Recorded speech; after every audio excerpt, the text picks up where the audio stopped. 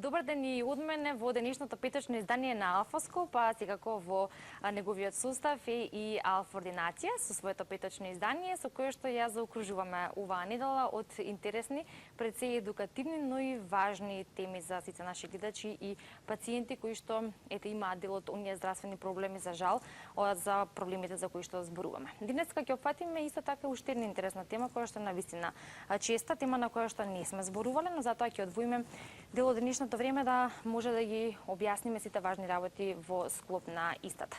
Зборуваме за неможност за контрола на мокрењето, неволното истекување од урината од мочниот меур е чест проблем кој се јавува кај лицата од двата пола, но двојно повеќе кај жените, а се лекува со нехируршки и хируршки методи. Ние ќе се задржиме на еден дел, односно еден тип, а тоа е стрес инконтиненција и нејзино лекување, а на оваа тема денеска во Алфа Ординација зборувам со доктор Бобан Сарджевски, специјалист по гинекологија и акушерство од Аџибадем Систина. Добар ден за вас, доктор Бобан, и добро дојдовте во Алфа Ординација. Добар ден и на вас, поздрав до гледачите на Алфа телевизија.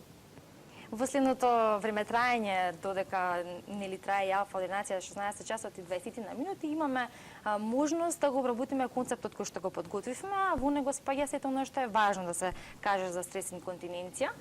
Се соочувате со такви случаи, односно со такви пациентки. Ние на почетокот воведно ќе објасниме каква е точно таа состојба стрес инконтиненција. Стрес инконтиненцијата по дефиниција значи неможност за задржување на урината на мокрачата во одредени состојби, значи при кашлица, при кивање, при смеење, при дигање на потешки предмети, значи во сите случаи кога доаѓа до зголемување на интраабдоминалниот или стомачниот притисок, под чие дејство значи се врши една пресија, притисок на бешиката и во состојба кога сите оние елементи кои што овозможуваат задржување во нормални услови се нарушени, доаѓа до неволно истекување на мокрачето, односно на урината. Ќе ги потсетам нашите гледачи дека телефонските линии се отворени, телефоните ви се познати, но ги имаме и на нашите екрани, да ги искористите вашето присуство и денешната тема, доколку имаат прашања, истата се разбира. Се наметнува прашањето за самите ризик фактори, односно причинители од кои што доаѓа до ваквата состојба и споменав и на почетокот дека е најчесто кај жените. Зошто е тоа така? Почесто е кај жените затоа што самиот акт на уринирање, односно на микција, е многу различен кај мажите и кај жените. Самата физиологија, градбата на машката уретра и на женската, машката е многу подолга. Начинот на кој уринираат мажите е поинаков. За разлика од жените, женската уретра е пократка.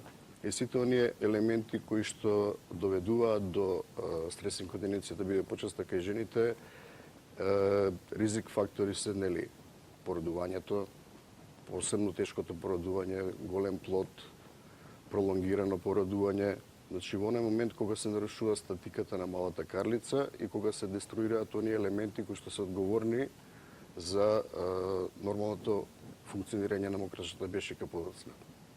Сега кои се ризик фактори други, секако со тек на времето структурата на органите се менува. Карличното дно е изградено од мускулатура која што со текот на времето во подминати години го менува својот состав. Тоа е една од главните причини, затоа и стрес инконтиненцијата, условно кажано, се јавува под снежните години, меѓутоа не е случајно да се јави кај помладите пациентки. Сега, понатам други ризик фактори се повреда на карличното дно, операции, значи интервенции во карлицата кои доведуваат повторно до нарушување на таа структура, на тоа карлично дно и едноставно неможност за задршка на мокрачата за нормално функционирање на мокрачниот меур. Мокрачна бешика. Така, колку игра ли тука улога или каква улога игра возраста? Тоа се во подоцнежните години? Токму тоа ви велам, значи соменувањето, со навлегувањето во подоцнежните години се менува структурата и квалитетот на мускулатурата. Значи не се тие веќе толку еластични, за да може да извршуваат нормално својата функција. Така да затоа е почеста оваа појава кај пациентките после 50-та, 60-та година, кога едноставно тоа менување на структурата и овие дополнителни ризик фактори се тригерот кои доведуваат до едноставно неможност за задршка или неволно испуштање на мокрачето. Да. Физички знаци, освен оно што велиме народски кажано подмочување, која е другата манифестација која што би помогнала кај жените да отидат на побрза консултација за лекар? Или доколку е таа најочигледна, се разбира, колку често треба да се случува што за нив би предизвикало така еден поголем аларм, нели? Така, тоа е интересно прашање. За жал, пациентките, кога ќе се случи тоа, на почетокот го игнорираат. Нели, се случило еднаш, можеби ќе се случи, можеби нема. И понатаму сето тоа оди во една верижна реакција, значи пациентките со тоа игнорирање и не навремено јавување на лекар ја пролонгираат целата состојба која што не само што не запира, туку и прогредира. Значи, доколку се јават при првите симптоми, знаци, а тоа е подмочувањето, тоа е многу индивидуално, значи само они тоа можат да го видат. И ретко на гинеколошки преглед, нели, доколку не сугерираат да ние направиме одредени тестови, за да едноставно ги фатиме во раната фаза кога терапијата има поширока палета на терапија, поедноставни третмани, за разлика од оние напреднати стадиуми, стадиум 2 и 3, каде што веќе доаѓа предвид хируршка интервенција или друг конзервативен третман. Да.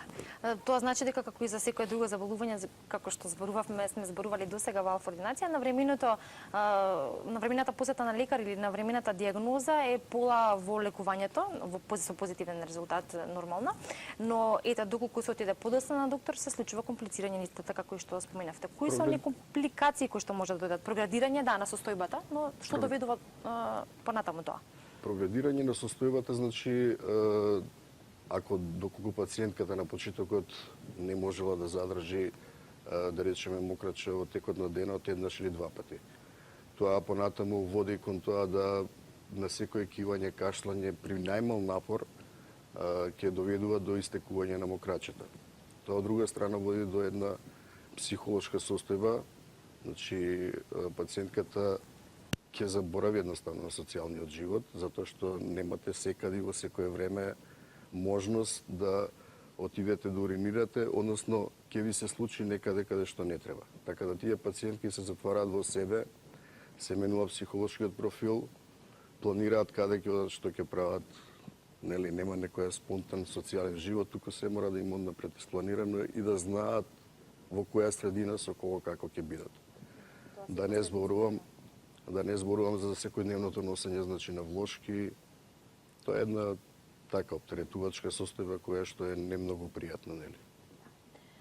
Кога пациентката ќе забележи дека се наоѓа во таква состојба или би имал симптом, доаѓа на лекар и откако ќе се изврши таа дијагноза, односно она што следно би требало да го одговориме е самата дијагноза, како изгледа дијагностицирањето на стресна инконтиненција. Освен физикалниот преглед, значи каде што се пациентката се прегледува, се прават и одредени тестови, маршалови тестови се тоа, за да се види до кој степен е дојдено тоа, до кој степен е проградирала болеста. Значи, врз основа на тоа, на тој клинички преглед и врз основа на понатаму ултразвучен преглед се прави за да се види мобилноста на уретрата, значи дали при напор таа е подвижна, не е подвижна и до кој степен е подвижна, се проценува градусот, односно степенот на напредување на болест. Понатаму може да се прават и други уродинамски тестови, така натаму, тие се сите дополнителни. Меѓутоа, во основа кај стрес инконтиненција пациентката со самото доаѓање и кажување на проблемите, 90% од дијагнозата не кажува. Ни укажува на тоа за што се работи и до кој степен е дојдено. Значи, да не зборувам на истекување на мокраче при сексуални односи, при спиење некога се случува. Тоа се веќе оние напредни стадиуми каде што, нели, бараат поинаков третман. Да, следен е и третманот по самата дијагноза, лекувањето кое што е важно во овој сегмент да го споменеме. И тука ќе се задржиме и на лекувањето, односно на сесискиот третман, кој што е секако достапен и може да се спроведе кај вас во Аџбарем Систина. И би се задржиле повеќе на тоа на кој начин се прави, дали за да не ве прекинувам во одговорот, ќе ги кажам сега работите кои што би требало да ги споменеме, а тоа е да, на кој начин се прави, кој може, значи кој пациент ќе може, кој не, дали постои такво ограничување, потоа дали треба подготовка за таквиот третман и исто така на што треба да се внимава по завршување на третманот. Во ред. Значи, лазерскиот третман во нашата болница е воведен пред 2 месеци, негде од прилика. Долго работевме на тој проект, во смисол на тоа да ние као оперативци, као оператори, малце потешко не убедуваат во тие конзервативни третмани и методи за третман на стрес инконтиненцијата посебно. Така да, нели, во тек на многу разговори, компании кои што доаѓаат да понудат ласер и така натаму. Едно е кога они ве убедуваат, мито друго е кога вие самите ќе се убедите во тоа, така да со колешката доктор Тимчева посетивме еден конгрес, светски симпозиум за ласер, каде што беа присутни голем број на колеги кои што имаат долгогодишно искуство во терапијата на лекувањето не само на стрес инконтиненција, ласерот лекува и релаксационен синдром, атрофија и така натаму. Меѓутоа ни беше интересно токму за стрес инконтиненцијата, па така да на тој симпозиум слушнавме многу позитивни работи. Не само од оние практиканти на ласерот, туку и од врвни професори од Рим, Милано, бидејќи тоа беше во Италија. Италија е водечка во Европа во презентирањето, односно во апликацијата на ласер третманот за стрес инконтиненција. И тие врвни професори не беа само практиканти, односно потребувачи на ласерот, туку се и оператори, оперативци. Така да имаше интересни дискусии, од кои на крајот еден така општ заклучок е дека ласерскиот третман во лекувањето на стрес инконтиненцијата ги има приближно истиот процент на успех како и оперативните техники. Сега веднаш морам да напоменам тука дека не сите пациенти се погодни за ласер третман. Значи има пациентки кои што априори не се за ласерски третман, туку се подобни за оперативен, односно хируршки зафат. Така да селекцијата на пациентките за ласерски третман е многу важна. Понатаму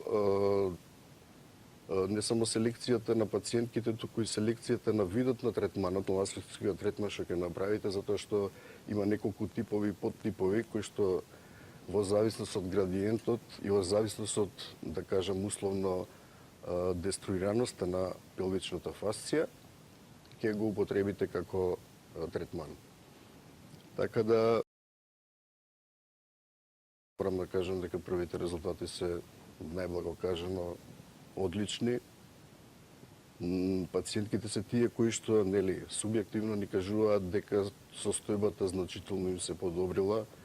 Знаете, ние не можеме тоа да го измериме, туку они се тие кои што ни кажуваат и не водат во тој правец дека ласерскиот третман во терапијата на стрес инконтиненцијата е сосема метода на избор која што е прво лесно апликативна, безболна, нема анестезија, амбулантски се работи, нема болнички денови, пациентката доаѓа, третманот е 20 до 30 минути и си оди дома.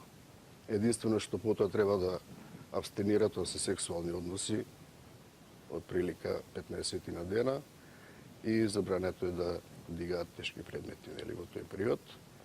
Третманот, првичниот третман се состои во 2 до 3 третмани, повторно зависност од тоа како е пациентката, какви се симптомите, има подобрување, нема, во колка степен е.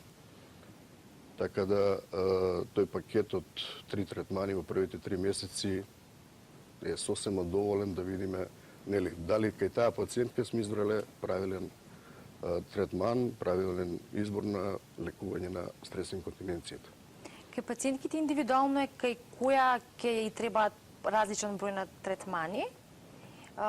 Претпоставувам дека кај големиот дел од нив првите 3 се посекако, а понатака во зависност од тоа како се подобрува состојбата и како напредува, нели, подобрувањето, се... Она што е добро за ласерскиот третман е тоа што е лесно апликативен, реков, и може да се повторува. Значи нема ограничувања.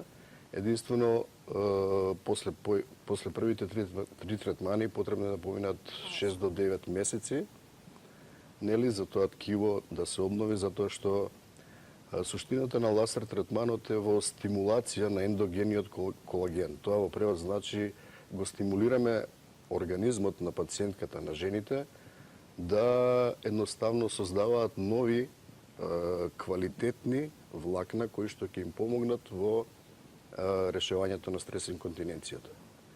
Инаку морам да напоменам дека лазерскиот третман за стрес инконтиненција е случајно откриен. Ќе ви кажем и како. Значи, пациентките, прво лазерските третмани, знаете дека лазерот е во козметската индустрија и во пластичната хирургија, посебно во дерматовенерологијата. Меѓутоа, кога се одлучиле да почнат да прават рејувенација или обновување на ткивото на вагината кај пациентки кои што имале некакви проблеми во смисла на послаб сексуален живот, незадоволство од тој сексуален живот и така натаму. Од кога започнале со тие третмани, добар дел од пациентките доаѓале и на колегите кои што го работеле тоа, и рекле, докторе, да ви кажем една работа, јас не ви кажав на почетокот, нели, имав проблеми со испуштање на односно неможност за задршка на урината, меѓутоа тој проблем сега го немам. Значи, решавање на два проблеми со еден потек, така? Така излегува на почетокот, меѓутоа понатаму од кога го виделе дека тоа е така, се фокусирале, значи, на дизајнирање на таков софтверски систем и хендписови кои што ќе се употребуваат во лазерскиот третман стриктно на стрес инконтиненцијата, дека сега тие се раздвоени, постојат различни енергии за тоа, да не навлегуваме во физика сега. И од сето тоа, значи, од тој случај наот, од тоа случајно сугерирање на пациентките, дојдовме до еден третман кој што е апсолутно сигурен, сейфти метода е, нема нож, нема крв, нема болничко лекување. Пациентката доаѓа, си оди и се надевам дека, нели, добар дел од нив ќе бидат задоволни. Така. Во овој дел од нашиот разговор, односно во конкретно во вашиот одговор, само да споменеме во контекст на тоа, рековте дека кај одредени пациентки се случува селекција, кај одредени пациентки може да се користи, а кај други само преку хируршки третман. Од што зависи тоа? Тоа зависи, значи, од степенот на деструираноста на пелвичната фасција, значи колкав е дефектот кај таа пациентка.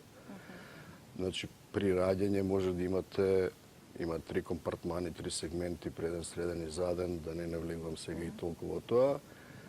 Дали се сите 3 деструирани, дали еден, тоа се одредува на ултразвук, понатаму врз основа на анамнезата на пациентката, дали тоа и се случува ретко, често, многу често, секој пат. Сето тоа прави една скала врз основа на која одредуваме на до кој стадиум е дојдена кај пациентката и кој третман би бил најповолен за незе. Понатаму стрес инконтиненцијата не секогаш изолирана. Може да има некоја друга патологија која што бара првенствено хируршко лекување, а во исти склоп, значи кога ја правиме хируршката интервенција, да го решиме и проблемот со стрес инконтиненцијата. Хируршките третмани ги има разни, има на пазарот разни траки, мешови и така натаму кои што се аплицираат. Меѓутоа овде зборуваме, нели, за една друга, сосем друг период во лекувањето на стрес инконтиненцијата. Обично во секоја тема се задржуваме и на превенцијата, која што е важна. Кај некои теми повеќе, кај некој игра добра улога, но не е и најважна. Каква е улогата на превенцијата во овој дел? Или кои превентивни мерки би можеле да се превземат, доколку може, да се намали ризикот за стрес инконтиненција? За жал, кај стрес инконтиненцијата превенција немаме. Знаете, тоа е состојба која што се јавува после некоја друга состојба, значи последица на некоја друга состојба. Напоменав, тешко породување, употреба на форцепс, вакуум. Што не зависи од не можете тоа да го превенирате, ниту предвидите, така да тоа единствено доколку пациентката чувствува, нели, може да го промени начинот на живот, вежбање и така натаму, пред да се појават тие симптоми. Има кегелови вежби, едни тие се многу добро познати за зајакнување на карлично дно.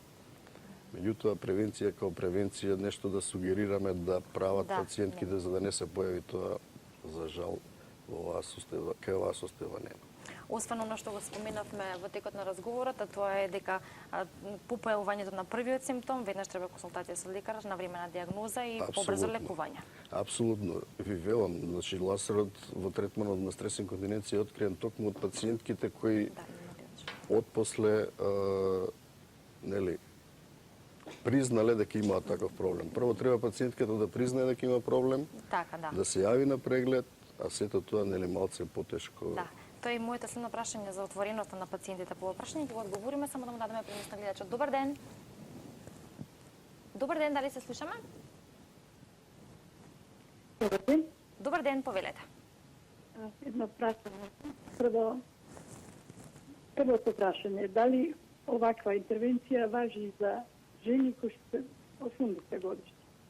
80 годишни. А прашање, дали го знам потеклото, бидејќи после вториот пороѓај имав тежок пороѓај, после пороѓајот ми беше препоручена пластика, не ја преземам и рекол дека кога ќе бидам стара, ќе ми се деси тоа и ми се деси. Затоа прашувам дали вака неинвазивна интервенција би можела да важи и се жени над 80 години. 80 години. Одлично прашање. Да. Заборев да напоменам дека ласерскиот третман е една од индикациите кај пациентки кои што не можат да бидат подвргнати на хируршки третман. Постари пациентки и пациентки кои што имаат дополнителни коморбидитети, односно други состојби кои што не можат да едноставно да бидат подвргнати на хируршки третман. Слабо срце, проблеми со плуќа, да не можат да поднесат анестезија и така натаму. Така да овој третман е третман на избор, посебно кај тие пациентки. Ние се задржавме на стрес инконтиненцијата, меѓутоа ласерот и се употребува и во третманот на атрофијата. Вагиналната атрофија кај постари пациентки е присутна во речиси 70 до 80%. Така да не само стрес инконтиненцијата, туку и решавањето на проблемите со вагиналната атрофија, сувоста на вагината, пецкањето, сите симптоми кои што ги носи во поодмината возраст заради недостатокот на хормони нормално. Ласерскиот третман има голем успех и таму и постои посебен програм за тоа, посебен софтверско решение за тоа. И уште една работа, тоа е што не ја споменавме од кај што почнала целата оваа приказна околу ласерот, тоа е вагиналната рејувенација или како да го преведеме, обновување на вагината. Значи, тоа е стимулирање на вагината кај помлади пациентки, посебно после породување, после завршена репродукција или после тешко породување, едноставно да дојде до обновување на вагиналните ѕидови, на вагиналната слузница, на вагиналните мускули, како би, ете тоа нека биде некоја превенција да не дојдеме до стрес инконтиненцијата као една од посериозните компликации од сите тие тешки породувања или други состојби. Сакам да ве прашам и токму и за употребување на ласерот или ласерскиот третман и во овие останати состојби. Ќе ни дозволи времето, верувам, да позброиме малку за ова во однос на тоа какво е вашето искуство со пациентките кои што доаѓаат и го употребуваат. Имаме повторно гледач. Добар ден. Добар ден. Добар ден, повелете. Ќе ве молам, сакам докторот да ми одговори. После хистеректомија имам чести такви инконтиненции. Дали може нешто да се преземе медицински? Значи, прво треба да се направи преглед, да видиме до кој степен е таа стрес инконтиненција, да направиме проценка, се прави значи клинички преглед, ултразвучен преглед за мобилноста на уретрата, таа ни е најважна. Дали е мобилна, не е мобилна, до кој стадиум е мобилна, дали има цистоцела, дали се работи само за слабост на предниот вагинален ѕид. И сето тоа се повторно става на една скала каде што се одредува дали таа пациентка е погодна или не. Али во секој случај кај хистеректомирани пациентки е исто. Не е тоа контраиндикација за ласерски третман. Апсолутно не. Имам уште две прашања за вас до крајот на емисијата, доктор Сарджевски. Едното прашање е, како што кажав, за отвореноста на пациентките кои што доаѓаат, односно Еве, сте гостувале во голем број емисии од овој тип за првенствено подигнување на нивото на свесност, за пројавување почести порано кај доктор по ова прашање, но и едукацијата како таква. Сега, што вели вашето искуство? Доаѓаат на време на пациентките или доаѓаат во подоцнежна фаза и каков е нивниот однос сами со себе во однос на стрес инконтиненцијата? Ви напоменав неколку пати дека стрес инконтиненцијата не е само физички проблем на истекување на неволно истекување на мокраче. Психички, социјален. Значи тоа допринесува да се промени психичката состојба кај пациентката, со самото тоа да го смени и социјалниот живот. Значи не е тоа само единечен изолиран проблем кој што ќе го решаваме. Пациентката треба прво значи да сама со себе се соочи дека има проблем. Иако тоа е не толку страшен, не е живото загрозувачки, меѓутоа ако се одолговлекува сето тоа, ако она запаѓа во една психичка состојба каде што веќе нели избегнува да се дружи, избегнува да се социализира, едноставно се затвора во еден свој свет, свој круг, кај што многу тешко потоа се излекува дури да се подврне на третман. Така да не е ништо страшно, не е ништо срамно, тоа е една состојба само, не би ја нарекол болест, туку е состојба која што треба да се лекува. Фала Богу има третман за тоа, еден ваков, таков, онаков, конзервативен, оперативен, ќе најдеме решение. Али најважно е да пациентката прво нели го прифати тоа, да го прифати тој проблем и што поскоро да се јави. Одолговлечувањето на појавувањето на лекар, диагностицирањето на таа состојба само го намалува процентот од успех кај пациентките. Тоа го потенцираме уште еднаш во денешното издание, а бидејќи ги споменавте и третманите со лазер и за овие другите состојби кои што ги набројавте, мене ме интересира колку кај нас пациентките се заинтересирани за тоа или колкав е бројот кој што доаѓаат и ги прават тие третмани. Да, добро ви рекол дека... Постои ли скептицизам или ете, да кажеме, помала информираност во тој дел? Ако јас бев скептик, а сега сум овде да ви кажам дека навистина тоа функционира, тогаш може да замислите како реагираат пациентките. Да. Значи, навистина треба да им објасните убаво, да им пристапите, да им објасните прво што значи тоа, нели? Дека нема никакво страно тело во организмот, дека тоа само нив ги стимулираме, нивниот организам да се избори со соодветната состојба. Заинтересираноста ќе биде се поголема, се надевам, нели? Тоа не е само од состојбата кај пациентките, туку и од свеста. Да. Лазерските третмани во Средна и Јужна Америка се секојдневие. Значи тоа не одат таму само заради лекување на одредена состојба, туку и чисто нели психолошки да пациентката се чувствува не само надворешно убаво, туку и внатрешно. Така. Така да Италија во Европа е водечка во тоа, во смисол на третмани, лазерски третмани не за стрес инконтиненција, туку за рејувенација на вагината. Знаете, италијаните се познати по тоа дека жената мора да биде убава од секој поглед, не само мода, парфеми, туку и нели да биде и надворешно и внатрешно убаво. Да, верувам дека тоа ниво ќе го достигнеме ние чекор по чекор, како што кажавте, не оди се така брзо. Ние вака со ова го завршуваме нашиот денешен разговор, но и концептот кој што го имавме по оваа тема, а тоа е стрес инконтиненција и нејзино лекување. Па, доктор Сарджевски, ви се заблагодарувам што денеска бевте заедно со мене и со нашите гледачи, што успеавме да обработиме оваа тема, одговоривме на дел од прашањата. Па верувам дека ќе се видиме во следна прилика со нова тема од вашиот домен и ви благодарам што сепак од работа и од операциона сала дојдовте кај нас, бидејќи знаеме колку е стресна вашата работа. Ви благодарам и вас на поканата и благодарам на гледачите што нели се интересираат за ова, ја поставија прашања, се надевам дека успеавме да одговориме на дел од дилемите. Ова се уште може би е табу тема, меѓутоа се надевам дека со тек на време ќе сватат пациентите дека нели имаме можност да понудиме нешто што е апсолутно сейф, значи нема никаков ризик од тој третман, а можеме многу да им помогнеме. Да. и го потенциравме оно што е најважно, а тоа е што побрзо консултација со лекар при ваков симптом, толку подобро, порана диагноза, полесно лекување на било кој начин, а тука е и лацерскиот третман за кој што зборувавме и се задржавме во денешното издание.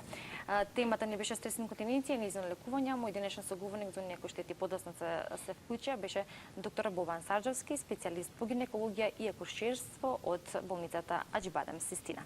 Верувам дека и понатака ќе продолжиме со нашата соработка и ќе имаме уште многу теми на кои што ќе зборуваме, а кои ќе го привлечат, се разбира, вашето внимание и ќе можеме да ви помогнеме преку одговор на вашите прашања кои што ги поставувате на отворените телефони секој ден во 15 часот и 20 минути, па се до 16 часот и 20 минути до кога трае и алфа ординација. Ви се благодарувам за денешното внимание, за тоа што и денеска бевте заедно со нас. И оно што јас можам да ви го порачам, непосредно пред завршеток и на нашата емисија, но и генерално на Алфаскоп, е да имате убав викенд, да се одморите, уживате и рехабилитирате, а се разбира, од понеделник повторно сме заедно со вас. Довидување од мене.